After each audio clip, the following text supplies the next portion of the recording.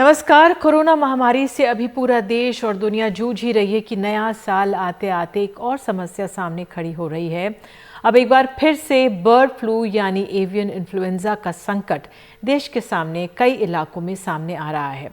कम से कम 4 राज्य मध्य प्रदेश, राजस्थान, केरल और हिमाचल प्रदेश में हजारों अलग अलग पक्षियों की मौत के बाद उनके सैंपल्स की जांच के आधार पर बर्ड फ्लू के मामलों की पुष्टि हो चुकी है।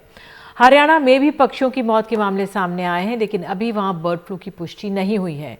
चिंता इसलिए भी बढ़ गई है कि देश में इस वक्त प्रवासी पक्षियों के आने का समय होता है, जो हजारों मील दूर साइबेरिया तक से देश भर में अलग अलग अभ्यारण्यों, जंगलों और वेटलैंड्स में पहुंचते हैं। तो बर्ड फ्लू के मामले सबसे पहले राजस्थान में सामने आए। यहाँ के झालावाड़ जिले में सैकड़ों की तादाद में कौवों की मौत हुई। उनके सैंपल्स जांच के लिए भेजे गए तो बर्ड फ्लू की आशंका सही साबित हुई।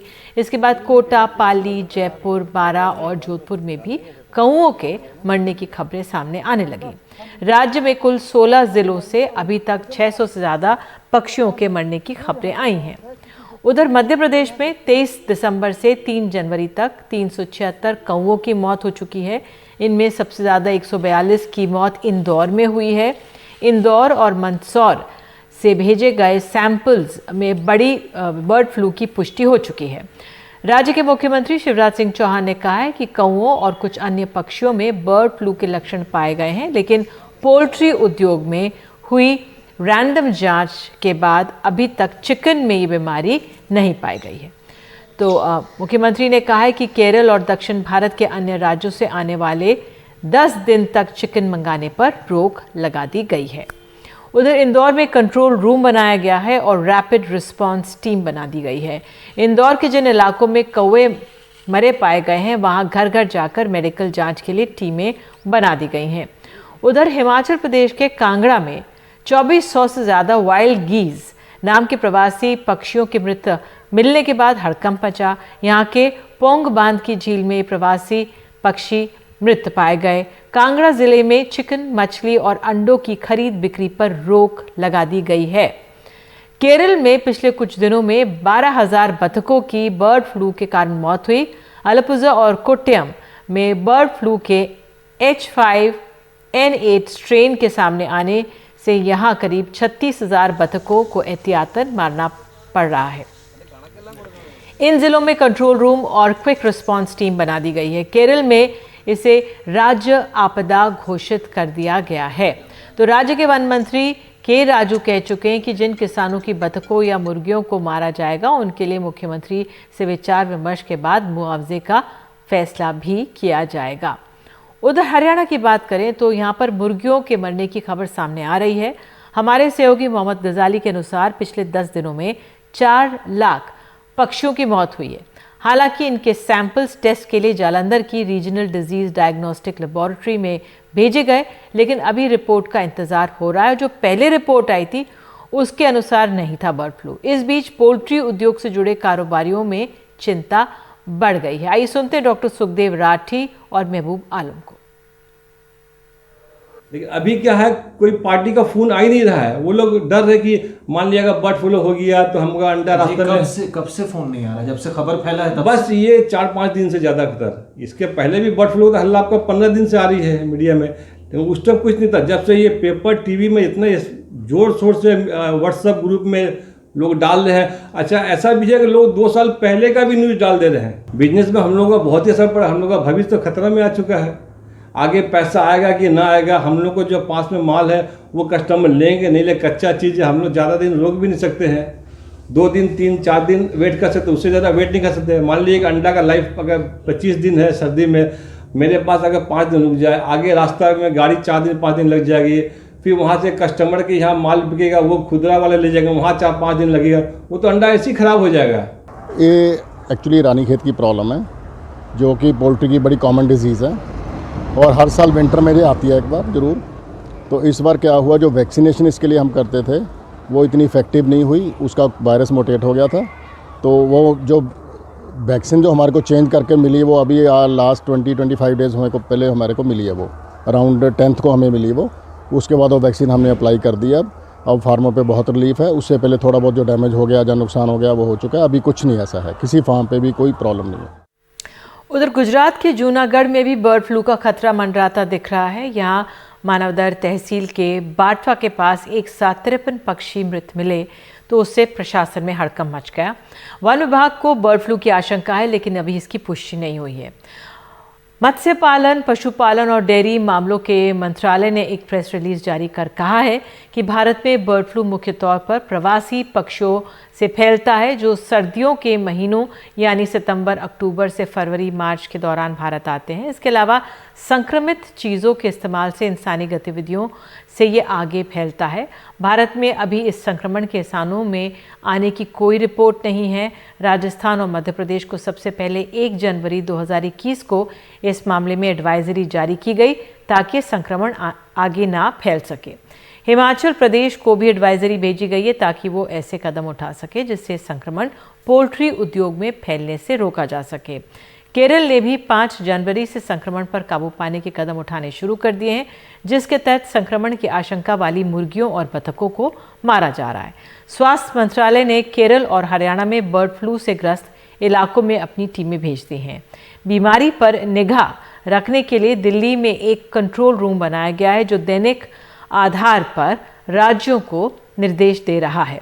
नेशनल और वाइल्ड लाइफ सैंक्चुरी को एहतियात बरतने के लिए निर्देश दे दिए गए हैं। मत्स्य पालन, पशुपालन और डेयरी मामलों के मंत्री गिरिराज सिंह ने आज ट्वीट किया है। उन्होंने लिखा है, कुछ जगहों पर बर्ड फ्लू से ज़्यादातर प्रवासी और जंगली पक्षियों के मरने की रिपोर्ट आई है। मीट और अंडे को पूरी तरह पका कर खाएं। घबराने की कोई बात नहीं है। राज्यों को सतर्क कर हर संभव मदद दी जा रही है। कोरोना वायरस से डरी जनता बर्ड फ्लू को लेकर अब घबरा गई है, लेकिन सवाल यह है कि इसे लेकर हमें कितना घबराने की ज़रूरत है। और इस सब पर बात करने के लिए हमारे साथ बेहद खास मेहमान हैं डॉक्टर KML पाठक, जो कि एक वन जीव विशेषज्ञ हैं और Indian council of agricultural research में एनिमल साइंस डिपार्टमेंट के पूर्व डिप्टी डायरेक्टर जनरल रहे हैं। डॉक्टर पुनीत मिश्रा हैं जो एम्स में कम्युनिटी मेडिसिन के प्रोफेसर हैं, और साथ ही डॉक्टर BC चौधरी हैं जो जाने माने पक्षी विज्ञानी हैं। आपको बता दें, इनका माइग्रेटरी बर्ड्स पर बड़ा काम है और आप अभी wild life trust of India के एग्जीक्यूटिव ट्रस्टी भी हैं। तो मिश्रा जी, अगर मैं पहले आप ही से, चौधरी जी अगर मैं आपसे पहले शुरुआत करना चाहूँगी। सर, आपसे समझना चाहूँगी, कहा ये जा रहा है ये माइग्रेटरी बर्ड से आता है। इस समय जो भी जानकारियां आई हैं हमारे देश के सामने, आप इस स्थिति को, बर्ड फ्लू को किस तरह से आंक रहे हैं? ये मैं कहूँगा कि हमारे देश में कभी 310 स्पीसीज ऑफ माइग्रेटरी बर्ड्स आते हैं, क्योंकि भारत जो है ना सेंट्रल एशियन फ्लाईवे में है, जिसमें 35 नेशंस है। और हमारे जो फ्लाईवे है, central Asian flyway, east Asian flyway और ऑस्ट्रेलो एशियन फ्लाईवे है, ये तीनों फ्लाईवेज में हमारे पास बर्ड्स आते हैं, जिसमें से 41 स्पीसीज जो है वो वेटलैंड बर्ड्स है, जो पानी में रहते हैं, दलदलीय जल वेटलैंड एरिया में रहते हैं। अभी तक जो हमें जो बर्ड फ्लू का इंफॉर्मेशन मिला है, इसमें से केवल पोंग डैम छोड़ के और कहीं जगह जो हम लोग छोड़ रहे हैं, वहाँ केवल बर्ड्स जो रेसिडेंट बर्ड्स उनसे मिले हैं, जो माइग्रेटरी बर्ड से कोई ऐसे खतरे की घंटी नहीं बजा है। अभी उड़ीसा में मैं हूँ, जैसे चिल्का लेक में बर्ड काउंट के लिए गया था, तो वहाँ कोई खबर नहीं है बर्ड फ्लू का। ऐसे आंध्र प्रदेश में भी कोई खबर नहीं है बर्ड फ्लू का। तो कुछ एरिया में जो है, कितना माइग्रेटरी बर्ड्स है और कितना रेसिडेंट बर्ड्स है, जैसे क्रो है वो रेसिडेंट बर्ड्स है। क्रो में अगर जैसे केरला में कहा जाए बहुत सारे क्रो का मौत हुआ है, तो ये प्रॉब्लम हमें नहीं लगता है कि प्रवासी बर्ड्स के ज़्यादा तक हो रहा है। जैसे हमारे birds Siberia, China, Mongolia, Bangladesh, Thailand, Vietnam, ऐसे सब जगह से आते हैं। उस नेशंस में भी कोई बर्ड फ्लू का खबर नहीं है।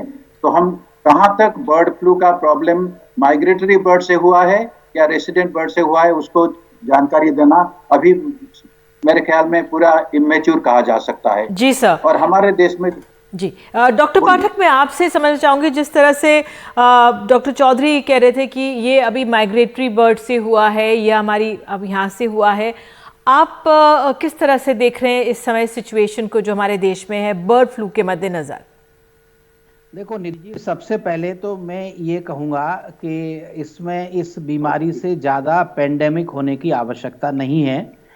ये बर्ड फ्लू जो है एक इन्फ्लुएंजा वायरस ए टाइप से होता है, और जैसा चौधरी जी कह रहे थे कि हर साल जो प्रवासी पक्षी हैं वो हमारे देश में सितंबर और अक्टूबर और ये नवंबर और दिसंबर में आते हैं। और इनका जो रिजर्वायर होस्ट है वो जो वाइल्ड एक्वेटिक बर्ड्स हैं जिसमें डक्स और गीज होती हैं, ये नेचुरली उनके अंदर वायरस पाया जाता है। और जब ये बर्ड्स वहां से माइग्रेट करके आती हैं, क्योंकि इनका जो वायरस है वो बर्ड्स के एस्कीटा के साथ जो है गिरता है, तो इससे ये हमारी जो डोमेस्टिक बर्ड्स हैं, जो चिकन है और टर्की है, वो भी प्रभावित हो जाते हैं। और हर वर्ष 2006 में सबसे पहले हमारे देश में बर्ड फ्लू आया था, और अब हर साल आता है जाड़ों में, लेकिन इसको भारत सरकार ने अच्छे तरीके से कंट्रोल करती है। हमारे देश में इस डायग्नोसिस की बहुत अच्छी लेबोरेटरीज हैं। हमारे देश के जितने भी वेटनेरियन हैं तो इसको इतने कोऑर्डिनेट करके इतनी अच्छी तरह से कंट्रोल करते हैं। तो और क्योंकि ये वायरस किसी भी तरह से हमारे देश में अभी तक एक बार भी इस ह्यूमन में नहीं गया है, तो इसलिए इसमें इतना पेंडेमिक की जरूरत नहीं है। लेकिन हाँ, मैं ये जरूर कहूंगा कि इसमें सावधानी बरतने की जरूरत है। अगर हम सावधानी रखेंगे, अगर हम पोल्ट्री, मैं ये कभी नहीं कहूंगा कि हम पोल्ट्री प्रोडक्ट खाना बंद कर दें, खाएं जरूर, लेकिन सावधानी के साथ अगर खाएंगे, यानी चिकन है तो पूरा प्रॉपर कुक होना चाहिए, एग खा रहे हो तो आप पूरी तरह से फुल बॉयल होना चाहिए। तो इतने हाई टेम्परेचर पे वायरस मर जाता है, तो इसमें बहुत ज्यादा घबराने की जरूरत नहीं है, लेकिन हमको एहतियात रखना।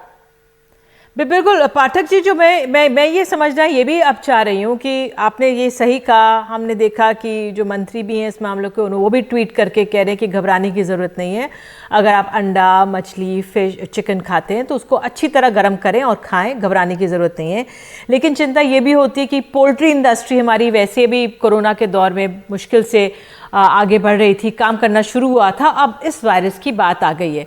तो चौधरी साहब, मैं आपसे ये समझना चाहूँगी कि अभी जैसे 4 राज्य हैं जो इससे संक्रमित पाए जा रहे हैं। केरल कह रहा है कि भाई ये हमारी राजकीय आपदा है।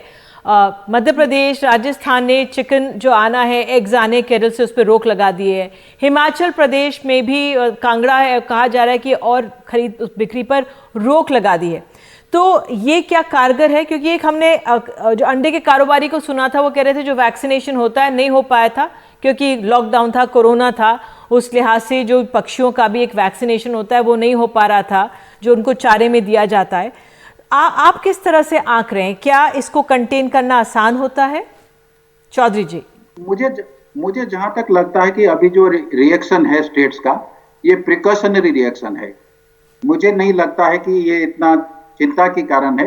I think Kerala precautionary major से नेशनल स्टेट आपदा कह दिए हैं, और मध्य प्रदेश और राजस्थान में जो भी कर रहे हैं वो मेरे ख्याल में प्रिकॉशनरी मेजर के हिसाब से कर रहे हैं। मुझे नहीं लगता कि इतने इसमें चिंता के कारण है अभी फिलहाल। बिल्कुल, आप कह रहे हैं चिंता के कारण नहीं है। डॉक्टर पुनीत मिश्रा, मैं आपसे जानना चाहूँगी सर, सबसे पहले जब इस तरह की खबरें आती हैं तो मन में घबराहट होती है। भले ही सरकार की तरफ से आश्वासन दिया जा रहा है, सब लोग कह रहे हैं कि इतनी घबराने की ज़रूरत नहीं है क्योंकि इंसानों में अभी नहीं आया है। आपका नज़रिया क्या है? क्या कर सकते हैं लोग? देखिए, जो इस प्रकार की बीमारी होती है, जहां तक आपको इंसान और जानवर के संबंध के बारे में है, जो जानवरों से इंसान में बीमारियां आती हैं उनको हम जूनोटिक डिजीजेस कहते हैं। और एवियन इन्फ्लुएंजा से डरने की थोड़ी सी जरूरत इसलिए लगती है क्योंकि इसमें ये पोटेंशियल है कि ये जो है जानवरों से इंसानों में आ सकता है, और पहले आया भी है और उसमें मॉर्टिलिटी काफी हाई है जहां पे भी आया है। तो अगर ऐसी कोई भी संभावना आ रही है कि जहां पर ये वाइड स्प्रेड हो गया है जानवरों में, या जो बर्ड्स उनमें अगर ज्यादा हो गया है, तो ये वक्त है सारे प्रिकॉशंस लेने का। और प्रिकॉशंस में क्या चीज करते हैं, देखिए इसमें सबसे बड़ी चीज ये है कि हमें ये समझना होगा कि क्या क्या संभावनाएं हो सकती हैं जहां पर ये इन्फेक्टेड बर्ड से ह्यूमन में ट्रांसमिट हो सकता है। तो यूजुअली क्या होता है कि जो रिस्पिरेटरी सिक्रीशंस होते हैं या जो उनका इंटेस्टाइनल है, उन सारी चीजों से, सिक्रीशन से ये ह्यूमंस में आ सकता है। तो सबसे ज्यादा एक्सपोज कौन होते हैं इसमें? एक्सपोज होते हैं जो पोल्ट्री वर्कर हैं, जो मीट हैंडलर्स हैं, जो इन सारी इंडस्ट्री में, मीट इंडस्ट्री में काम कर रहे होते हैं, रॉ मीट के साथ जिनका रोज का काम होता है, तो वो लोग जो है सबसे ज्यादा इन्फेक्टेड हो सकते हैं और वहां से एक संभावना बनती है कि ये मानव में बीमारी आ सकती है। तो ये बहुत ही जरूरी है कि अगर ऐसी कोई भी संभावना आ रही है और तो उसमें जो भी सुझाव वेटनरी डॉक्टर्स देते हैं उनके हिसाब से जो भी पोल्ट्री फार्म्स का करना है या रॉ मीट का करना है वो अत्यंत आवश्यक है। यहाँ पर मैं एक चीज और आवश्यक समझता हूँ आपके दर्शकों को बताना कि इंडिविजुअल लेवल पे जो हम प्रिकॉशंस ले सकते हैं, क्यों उसमें कई लोग डर जाते हैं कि हम मीट नहीं खा सकते।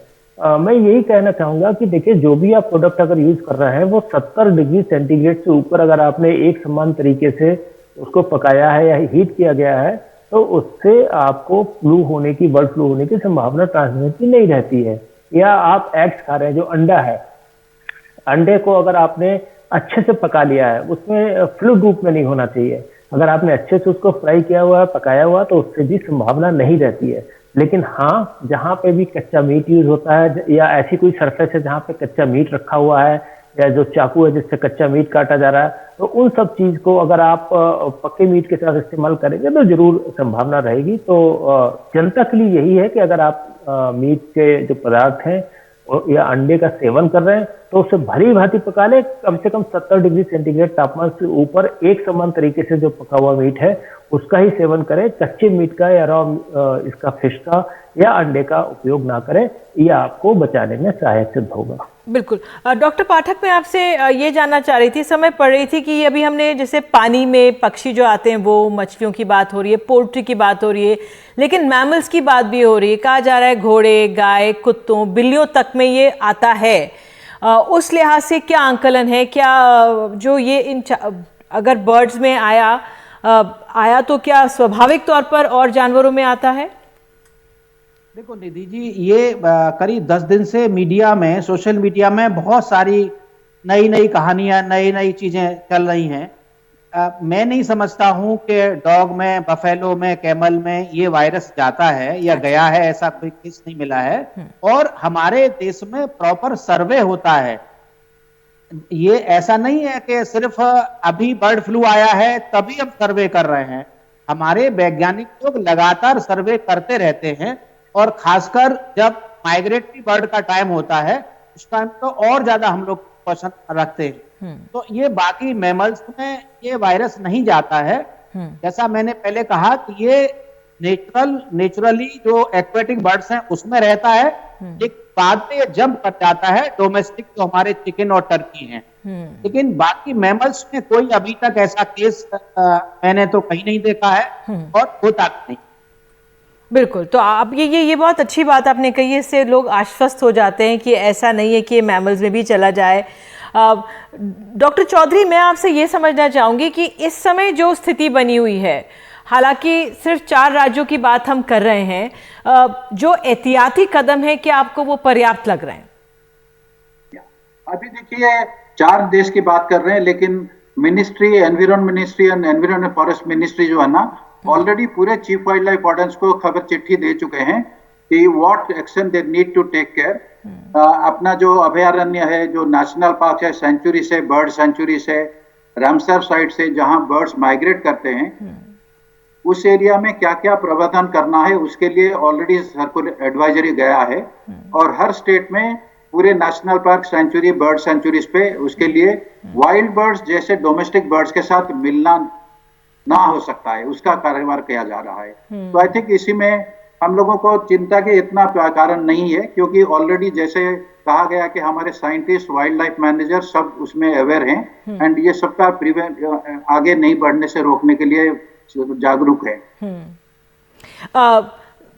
डॉक्टर मिश्रा, मैं आपसे जानना ये चाहूंगी कि वैसे तो ये बिल्कुल इस समय हमारे लिए परेशानी की बात नहीं है जिस तरह से 2 डॉक्टर्स कह रहे हैं, लेकिन आपने कहा कि हमें सतर्क रहना चाहिए इस समय। तो जब मनुष्यों में अगर ये आता है, तो आया नहीं है बिल्कुल, क्योंकि पहले भी हमने देखा है जब कभी आया, 2006 में ये बात सामने आई थी, 97 में सबसे पहले हांगकांग में 1997 में मामला सामने आया था बर्ड फ्लू का। तो जो मॉर्टेलिटी है वो नहीं होती, लेकिन अगर हल्का इन्फेक्शन भी है तो वो किस तरह का होता है, किस तरह से अलर्ट रह सकते हैं, सतर्क रह सकते हैं लोग? देखिए, जो बर्ड फ्लू में सबसे बड़ी चीज है, पहले एनिमल से और ह्यूमन में ट्रांसमिट हुआ है, और अगर होता है तो करीब 60% तक इसमें मॉर्टिलिटी है। लेकिन और ये सारी चीजें जो हैं, ये सारी चीजें आगे चल के अगर जब तक एनिमल से ह्यूमंस में हो रही हैं तब तक ठीक है, लेकिन अगर ह्यूमंस टू ह्यूमन होता है तो ये किसी भी समय पैंडेमिक तक का रूप ऐसी बीमारियां ले सकती हैं। जहां तक आपने सिम्टम्स की बात कही है, तो इसके सिम्टम्स फ्लू जैसे ही होते हैं अगर ह्यूमंस में होते हैं। बुखार का आना है, गला खराब होना है, छींक है, जुकाम है, उसके अलावा मसल में जो पेन है, मसल क्रैम्प्स हो सकते हैं, डायरिया हो सकता है, तो वो सारे सिम्टम्स, सर दर्द हो सकता है, तो ये सारे सिम्टम्स जो हैं वो हो सकते हैं। लेकिन सामान्य जो सिम्टम अधिकतर लोगों में अगर जो आते हैं वो बुखार का है, और जितनी फ्लू लाइक इलनेस है वो सारे सिम्टम्स इसमें आते हैं। सावधानी यही लेनी है। देखिए, सबसे अच्छी बात होती है कि अगर हम प्रिवेंट कर सके, तो अगर हमें ये मालूम है कि इस समय ज्यादा पक्षियों में हो रहा है, क्योंकि कुछ ना कुछ पक्षियों में जो वाइल्ड एनिमल्स हैं, जो गूज वगैरह है, उसमें ये आमतौर पर चलता रहता है सब क्लिनिकल स्टेज में, या एक कोई जरूरी नहीं इससे सारे पक्षी मरे, लेकिन कई बार जब ये व्यापक स्तर पर फैलता है, और खास करके पोल्ट्री फार्म्स वगैरह में जहां पर हम विशेष प्रकार से फूड के लिए इनको ग्रो कर रहे होते हैं पक्षियों, तो वहां पे मॉर्टिलिटी ज्यादा होती है। तो जो लोग ऐसी पोल्ट्री फार्म से काम करते हैं, या जो लोग मीट इंडस्ट्री में काम करते हैं, जो लोग रॉ मीट हैंडल करते हैं, वहां पर उनको सारे प्रिकॉशंस लेने चाहिए। आई थिंक जितने प्रोटेक्टिव उनको इक्विपमेंट्स हैं, जैसे ग्लव्स है, या मास्क लगाना है, या आंखों के ऊपर चश्मा लगाना है, तो उन सारे सुरक्षा उपकरणों के साथ मीट हैंडलर्स को काम करना चाहिए। और मीट हैंडलर्स के साथ जो भी सुरक्षा के मानदंड मीट इंडस्ट्री के हैं, जो भी विभिन्न एजेंसियों द्वारा बनाए गए हैं सुरक्षा के नियम, उन नियमों के साथ साथ ही आगे बढ़ना चाहिए। बिल्कुल, और उनको खास तौर पे एहतियात की जरूरत है। जी जी सर। जहां भी फूड इंडस्ट्री है, वहां पे ये बहुत जरूरी हो जाता है कि हम ये सुनिश्चित करें कि अगर कहीं ऐसी आशंका आ रही है, तो वहां पे कुछ दिनों के लिए हम रॉ मीट का उपयोग, या ऐसे अंडे जो तरल उसमें खाए जाते हैं, उनका उपयोग हम बंद करें, और मीट और अंडे का उपयोग तभी करें जब उसको पूरी तरीके से, अच्छी तरीके से 70 डिग्री सेंटीग्रेड से ऊपर के तापमान पे एक समान रूप से पकाया गया है। तो इसके फैलने की संभावना बहुत ही कम रहेगी इंसानों में आने की। और हमें सिर्फ सावधानी बरतनी है, हमें पैनिक नहीं होना है। बिल्कुल, पैनिक की कोई बात नहीं। जी जी। डॉक्टर पाठक, आप कुछ कहना चाह रहे थे? मैं एक बात ये कहना चाहता हूं कि देखिए, इससे जो हमारे यहाँ जो पोल्ट्री का जो व्यवसाय है, इससे करोड़ों लोगों की रोजी रोटी जुड़ी हुई है जी। और पोल्ट्री इंडस्ट्री बहुत वेल ऑर्गेनाइज इंडस्ट्री है हमारे यहाँ। छोटे किसान भी हैं, बड़े किसान भी हैं। तो ये समाज में एक ये मैसेज जाना चाहिए। आज देखिए, हमारे दोनों माननीय मंत्री जी ने भी कहा है, और मैं स्वयं इस विषय का विशेषज्ञ हूं, मैं भी ये कहना चाहता हूं कि ये बात हमें समझनी चाहिए कि ये बीमारी, अगर अंडा हम खाते हैं और अगर हम चिकन खाते हैं, प्रॉपरली अगर हमने कुक कर रखा है, जैसे डॉक्टर मिश्रा कह रहे हैं, तो ये बीमारी आदमियों में नहीं होती है। पहला केस जो अभी आप कह रही थी, वही मैं भी कह रहा हूं कि पहला केस 1997 में हांगकांग में हुआ था। हिंदुस्तान में एक भी केस नहीं हुआ है।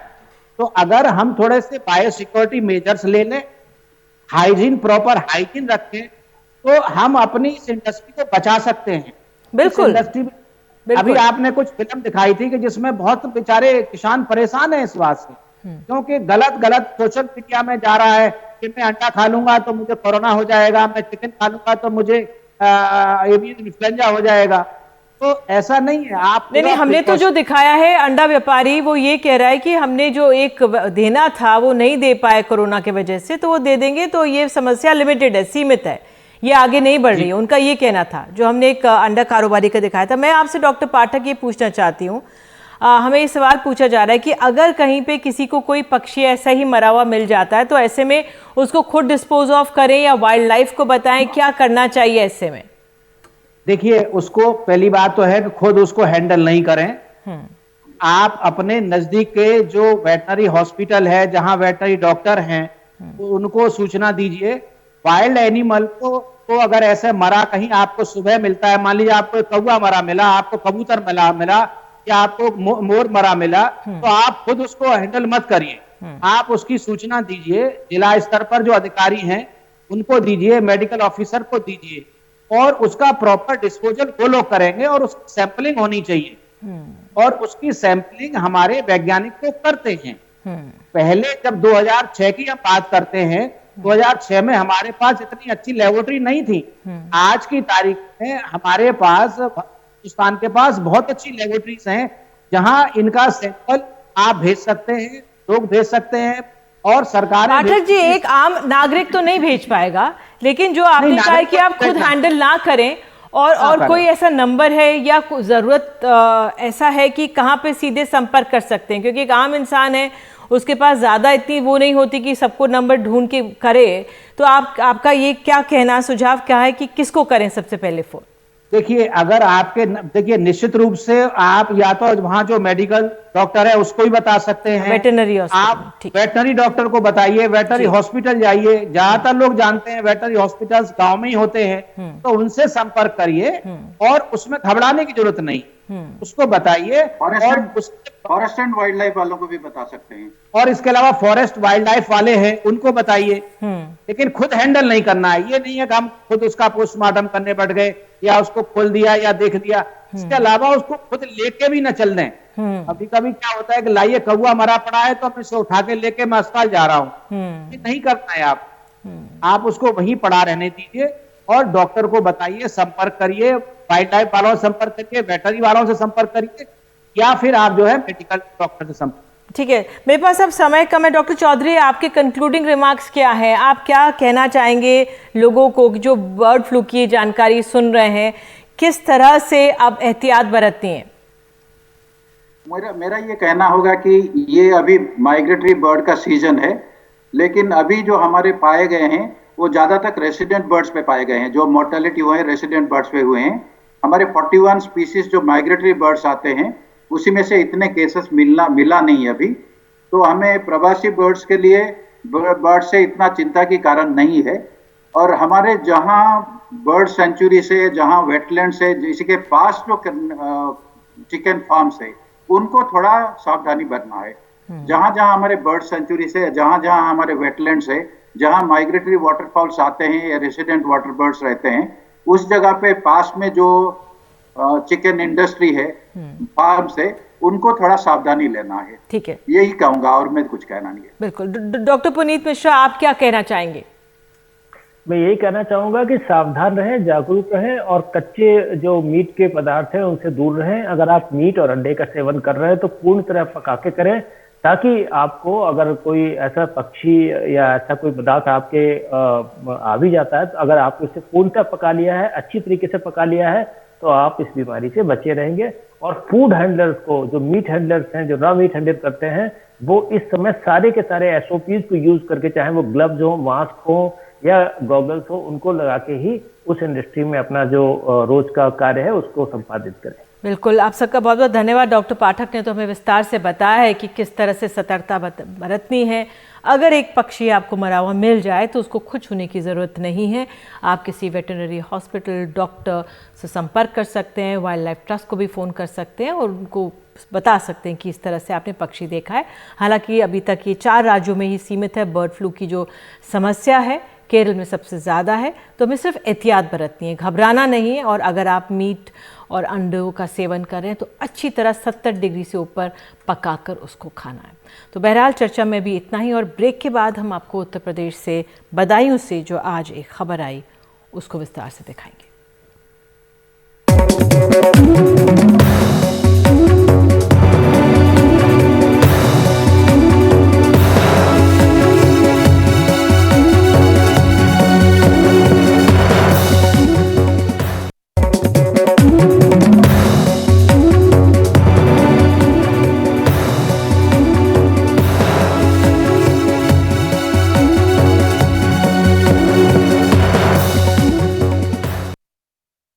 बदायूं में अपने बीमार पति के लिए दुआएं मांगने मंदिर गई एक महिला गैंगरेप के बाद मार डाली गई। इस मामले में पुजारी समेत 3 लोगों पर FIR हुई है। इनमें 2 गिरफ्तार हो गए हैं। FIR दर्ज करने में लापरवाही के आरोप में थाना प्रभारी सस्पेंड किया गया है। पोस्टमार्टम रिपोर्ट में बलात्कार की पुष्टि हुई है। वो अपने बीमार पति की सेहत और जिंदगी के लिए दुआ मांगने मंदिर गई थी। गैंगरेप के बाद मार डाली गई।